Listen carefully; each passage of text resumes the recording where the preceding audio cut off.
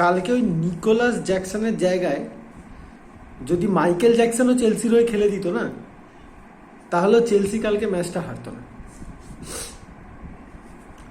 মানে ভাই, তুমি সিটিকে বারবার এরম পাবে, এরম সিচুয়েশনে পাবে তুমি সিটিকে বারবার, যে তুমি এইরকমভাবে গোল মিস করবে।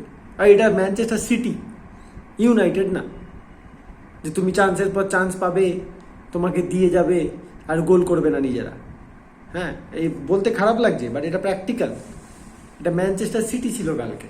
আর নিকোলাস জ্যাকসন, এনকুঙ্কু থাকলে কালকে হেসে গেলে ম্যাচটা জিতে। কোল পালমারকে স্ট্রাইকার খেলি, ওই জায়গায় কোল পালমারও পড়লো না কালকে, কোল্ডলি ফিনিশগুলো করে দিত। ম্যানচেস্টার সিটি, আর ম্যানচেস্টার সিটির সাথে আবার ফাইনাল খেলতে। হ্যাঁ, এখন এতটা শিওর নয় আমরা যে কভেন্ট্রিকে ম্যানচেস্টার ইউনাইটেড হারিয়ে দেবে, বাট এবার যদি কভেন্ট্রিকে না হারাতে পারে, তাহলে এরিক টেন হাগকে শুধু স্যাক নয়, এরিক টেন হাগকে স্যাক করার পর এমন কন্ডিশন দিয়ে স্যাক করা উচিত যাতে আর 2 বছর কোচিং না করাতে হবে।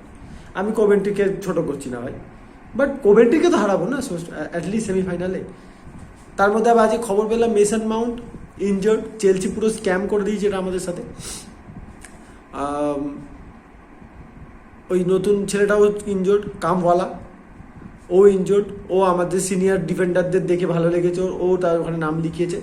একমাত্র আমাদের হ্যারি ম্যাগুয়ার আজকে সেন্টার ব্যাক অ্যাভেলেবেল, তো তার সঙ্গে খেলবে আজকে আমাদের ক্যাশমিরো দাদা সেন্টার ব্যাক খেলবে। আর মাঝমাঠে আমার যেটা মনে হচ্ছে কম্বিনেশন হতে পারে কোবি মাইনো, এরিকসন, ব্রুনো ফার্নান্ডেস।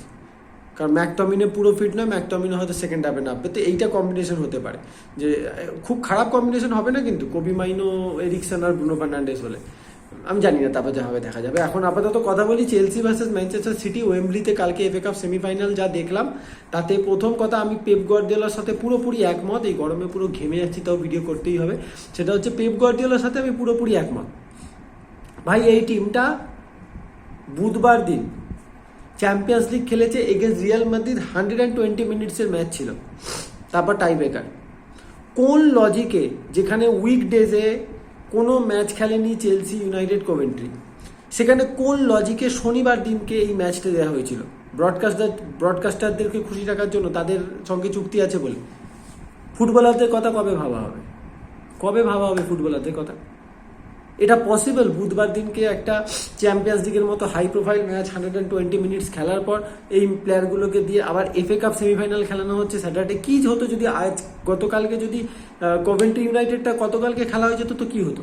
কী প্রবলেম ছিল? আর যদি সানডে খেলতো চেলসি আর সিটি, প্রবলেম কী ছিল?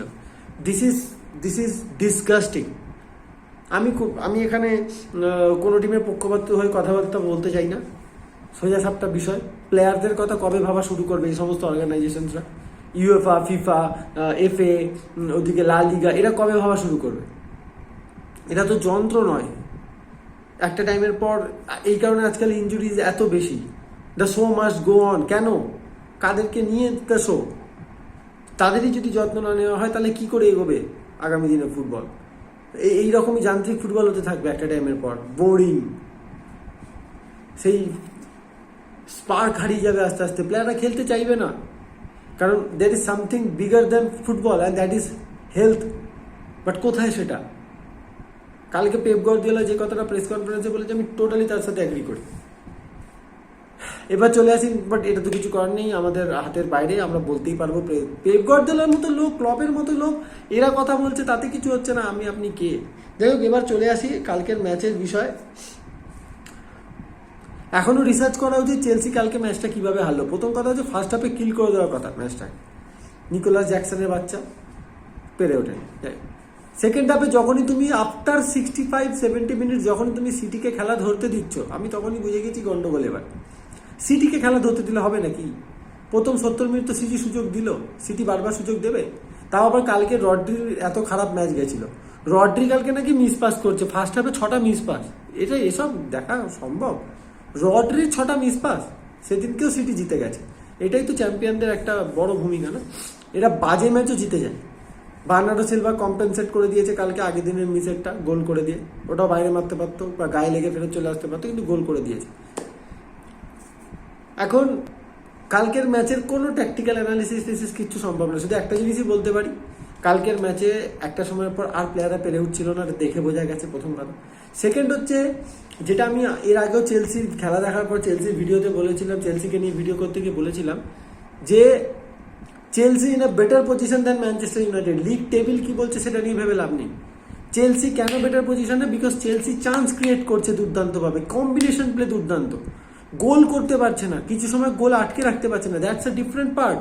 কিন্তু চেলসির খেলা একটা আইডেন্টিটি তৈরি হচ্ছে এবং অলমোস্ট হয়ে এসছে। শুধু প্লেয়ারগুলোর একটু এক্সপিরিয়েন্স দরকার।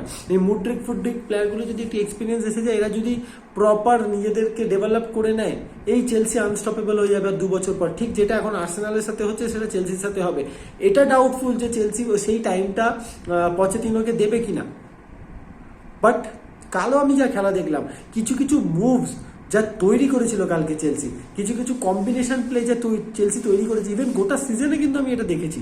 হ্যাঁ, কিছু বাজে ম্যাচ হারে চেলসি, 90 মিনিট খেলাটাকে কন্ট্রোল কি করে করতে হয় সেটা চেলসি প্লেয়াররা এখনো জানে না, সেম অ্যাজ ইউনাইটেড। বাট অনেক বেটার পারফরমেন্স দেন ইউনাইটেড। আমি যা খেলা দেখছি, ইউনাইটেডের ম্যানচেস্টার ইউনাইটেডের খেলাতেও এই মুহূর্তে সবচেয়ে দুটো ইনডিসিপ্লিন টিম হচ্ছে চেলসি আর ম্যানচেস্টার ইউনাইটেড, তার মধ্যে চেলসি অনেক বেটার।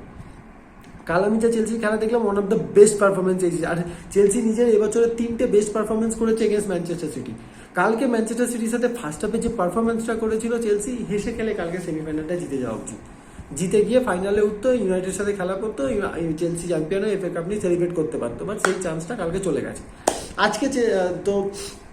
আজকে ইউনাইটেড কভেন্ট্রির সাথে খেলবে আমরা জানি। এখন